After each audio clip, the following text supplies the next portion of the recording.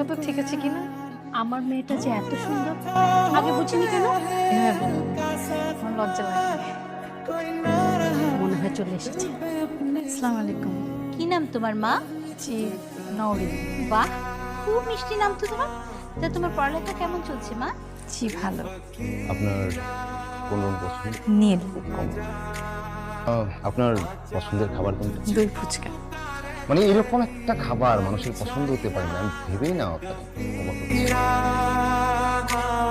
এতগুলো মানুষের সামনে মেয়েটাকে এভাবে অপমান কেন করলি? এভাবে মানুষ প্রশ্ন করে? রবীন্দ্রসঙ্গীত, নজরুলগীতি আর দই ফুচকা এগুলোই আমার পছন্দ। আচ্ছা, আমার দই ফুচকা পছন্দ করার কি কোনো খারাপ কিছু? কোনোটাই খারাপ কিছু না। এসব বাদ দে, এগুলো নিয়ে মন খারাপ করিস না।